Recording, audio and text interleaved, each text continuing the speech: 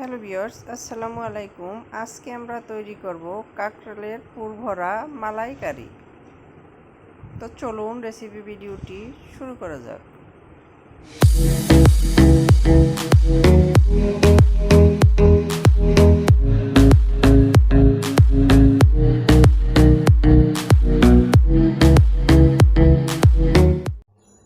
শুরুতে এটা তৈরি করার জন্য এখানে আমি 5-6টা কাঁকরোল মাঝখান থেকে কেটে এভাবে ধুয়ে পরিষ্কার করে নিয়ে নিয়েছি। এখন চলে যাব কিচেনে। তো চলুন কিচেনে যাওয়া যাক। কিচেনে এসে চুলায় একটা প্যান বসিয়ে দিয়েছি। এর ভিতর আমি প্রয়োজন মতো পানি দিয়ে দিয়েছি। দিয়ে দিচ্ছি স্বাদ মতো লবণ, দিয়ে দিচ্ছি সামান্য হলুদের গুঁড়া। এখন এর ভিতরে আমি কাঁকরোলগুলোকে দিয়ে দিচ্ছি। এগুলোকে আমি 50%-এর মতো সিদ্ধ করে নিব।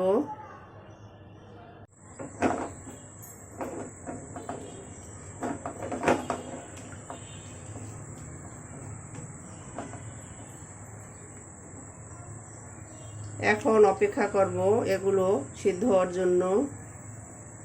ওটা সিদ্ধ হতে থাক, এরই মাঝে এর জন্য আমি একটা পুর তৈরি করে নিব। এজন্য এখানে আমি নিয়ে নিয়েছি কিছু চিংড়ি মাছ। চিংড়ি মাছটা আমি কেটে ধুয়ে পরিষ্কার করে নিয়ে নিয়েছি।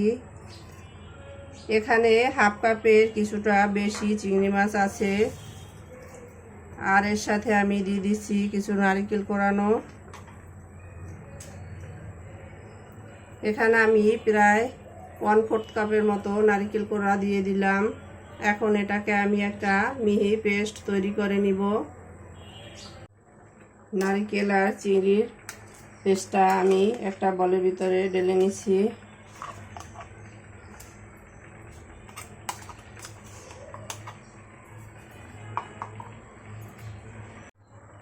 এদিকে কাঁকরোলটাও 50% সেদ্ধ হয়ে গেছে। আমি এটাকে পানি ঝরিয়ে তুলে নিচ্ছি। এগুলোকে আমি তুলে নিয়ে নিয়েছি। এখন অপেক্ষা করব এটা ঠান্ডা হওয়ার জন্য। আমাদের কাঁকরোলগুলো ঠান্ডা হয়ে আসছে, দেখতে পাচ্ছেন। এখন আমি একটা চামিচের সাহায্যে এই ভিতরের নরম অংশটা এভাবে তুলে নিব।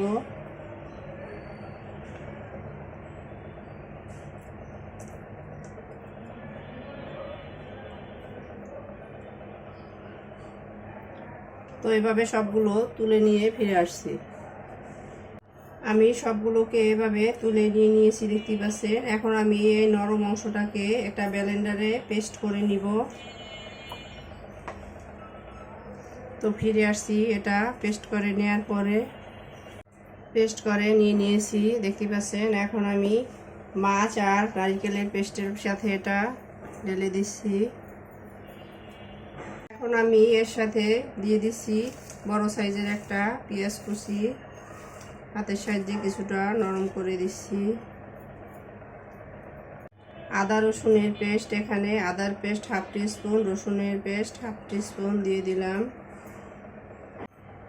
দিয়ে দিচ্ছি সামান্য হলুদের গুঁড়া, 1/2 টিস্পুন ধনিয়ার গুঁড়া, 1/2 টিস্পুন মরিচের গুঁড়া। মরিচের গুঁড়োটা আপনারা আপনাদের স্বাদ মতো দিয়ে দিবেন, যে যেমনটা জাল খেতে চান।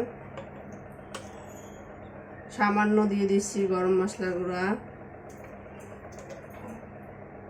লবণ দিয়ে দিচ্ছি স্বাদ মতো। লবণটা বুঝে দিতে হবে। আমি কাঁকরোল সেদ্ধর সময় লবণ দিয়েছিলাম। এখন সবগুলো উপকরণ একত্রে হাতের সাহায্যে মেখে নিব।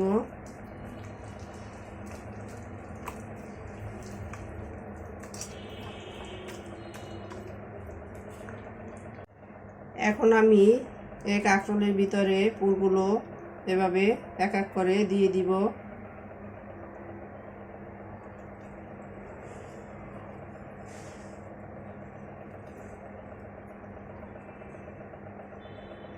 তো এগুলো সবগুলো সেট করে নেওয়ার পরে ফিরে আসছি। আমি সবগুলো পুর এভাবে সেট করে নিয়ে নিয়েছি। এখানে কিছুটা অবশিষ্ট আছে, এটা আমি রান্নায় ব্যবহার করব। তো এখন চলে যাব কিচেনে। তো চলুন কিচেনে যাওয়া যাক। কিচেনে এসে চুলে একটা প্যান বসিয়ে এতে দিয়ে দিচ্ছি প্রয়োজন মতো সয়াবিন তেল,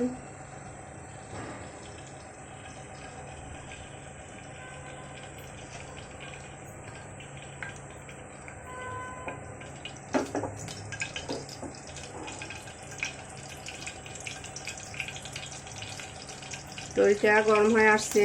এখন আমি এক এক করে পুর ভরা কাঁকরোল দিয়ে দেব। আমি এটার যে সাইডে পুর ভরেছি সেটা উল্টে এভাবে দিয়ে দিব।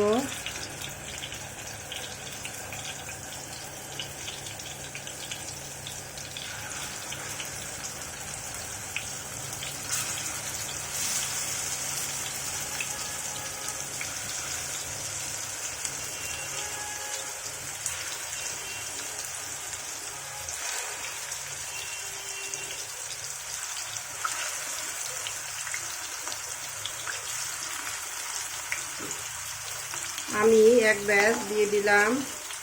এখন অপেক্ষা করব এটা এক সাইড লাল হওয়ার জন্য। এগুলোকে আমি লাল লাল করে ফ্রাই করে নিব। তো ফিরে আসছি এটার এক সাইড লাল হওয়ার পর। কাঁকড়গুলোর এক সাইড লাল লাল হয়ে গেছে দেখতে পাচ্ছেন। আমি এখন এগুলোকে উল্টে দিচ্ছি। কেউ যদি এই পুরটাকে ক্রিস্পি করে খেতে চান তাহলে এর সাথে সামান্য চালের গুঁড়া অথবা বেসন দিয়ে দিতে পারেন। আর যদি কেউ চিংড়ি মাছ ছাড়া মসুর ডাল দিয়ে পুরটা তৈরি করে তাহলে আর কোনো কিছু প্রয়োজন হবে না। ওকে আমি উল্টে দিয়েছি। অন্য সাইডটা আমি হালকা ফ্রাই করব। এটাকে যদি লাল লাল করে ফ্রাই করা হয় তাহলে ওই চামড়াটা শক্ত হয়ে যাবে, খেতে ভালো লাগবে না। তো ফিরে আসছি ওটাকেও হালকা করে ফ্রাই করে নেওয়ার পরে। উল্টো সাইডটাকেও আমি হালকা ফ্রাই করে নিয়েছি দেখতে পাচ্ছেন। এখন আমি এগুলোকে তুলে নিব। আমি সবগুলোকে তুলে নিয়ে নিয়েছি। বাকিগুলোকেও আমি একইভাবে ফ্রাই করে ফিরে আসছি। একইভাবে আমি সবগুলোকে ফ্রাই করে তুলে নিয়ে নিয়েছি। একই প্যানে আমি আরও কিছুটা তেল দিয়ে দিচ্ছি 2 টেবিল চামচ পেঁয়াজের পেস্ট, হাফ টিস্পুন রসুনের পেস্ট, হাফ টিস্পুন আদার পেস্ট। এর সাথে দিয়ে দিচ্ছি সেই পুরটা, চিংড়ি নারকেলের যে পুরটা আমি রেখেছিলাম সেটা দিয়ে দিচ্ছি। এখন এগুলোকে কষিয়ে নিব যতক্ষণ পর্যন্ত না এর কাঁচা গন্ধটা দূর হয়। এগুলোকে কষিয়ে নেওয়া হয়ে গেছে, এর থেকে কাঁচা গন্ধটা চলে গেছে। এখন সামান্য পানি দিয়ে দিচ্ছি। এখন আমি এর ভিতরে গুঁড়ো মশলাটা দিয়ে দিব, সেজন্য পানি দিয়েছি, এতে কালারটা সুন্দর থাকবে। দিয়ে দিচ্ছি হাফ টিস্পুন হলুদের গুঁড়া, 1 টিস্পুন ধনিয়ার গুঁড়া, হাফ টিস্পুনের একটু বেশি দিলাম মরিচের গুঁড়া। আমাদের মরিচটা খুব বেশি ঝাল তাই আমি কমিয়ে দিয়েছি, আপনারা আপনাদের স্বাদ মতো দিয়ে নেবেন। এখন আমি এগুলোকে 2 একবার পানি দিয়ে ভালোভাবে কষিয়ে নিব। তো ফিরে আসছি এটা কষিয়ে নেওয়ার পরে। ভালোভাবে আমি এটাকে পানি দিয়ে 2 বার কষিয়ে নিয়েছি। এখন এর ভিতরে আমি দিয়ে দিচ্ছি হাফ কাপ পরিমাণের পানি। এখন অপেক্ষা করব এটা ফুটে আসার জন্য। গ্রেভিটা ফুটে আসছে। এখন আমি এর ভিতরে দিয়ে দিব ফ্রাই করে রাখা কাঁকরোলগুলো। এগুলো কেউ চাইলে এভাবে ভাত, পোলাও বা খিচুড়ির সাথে খেতে পারে। আমি আজকে এটাকে গ্রেভি করব তাই এভাবে করছি। শুধু ফ্রাই করে খেলে ওইটা খুব ভালো লাগে। এটাকে আমি এখন ঢাকনা দিয়ে দিব 5 মিনিটের জন্য। তো ফিরে আসছি 5 মিনিট পরে। ফিরে এলাম 5 মিনিট পরে, ঢাকনাটা তুলে নিচ্ছি। সব শেষে আমি এর উপর দিয়ে ছড়িয়ে দিচ্ছি হাফ টিস্পুনের মতো গরম মশলা গুঁড়া। এখন ঢাকনা দিয়ে এটাকে আমি আরও 2 মিনিট জাল করে নিব। তো ফিরে আসছি 2 মিনিট পরে। ফিরে এলাম 2 মিনিট পরে, ঢাকনাটা তুলে নিলাম, হাতা ধরে দুলিয়ে দিচ্ছি। দেখতেই পাচ্ছেন আমাদের কাঁকরোলের পুর ভরা মালাইকারি রেডি। এখন আমি এটাকে তুলে নিয়ে সার্ভ করে নিব। চলুন সার্ভ করে নেওয়া যাক। সার্ভ করে নিলাম আমরা আমাদের কাঁকরোলের পুর ভরা মালাইকারি। দেখতেই পাচ্ছেন কতটা অসাধারণ হয়েছে। আমাদের রেসিপি ভিডিওটি ফলো করে আপনারাও তৈরি করে দেখবেন। কমেন্ট সেকশনে জানিয়ে দিবেন কেমন হয়েছিল আমাদের রেসিপি ভিডিওটি। লাইক, কমেন্ট, শেয়ার, সাবস্ক্রাইব করে আমাদের পাশে থাকবেন। আল্লাহ হাফেজ।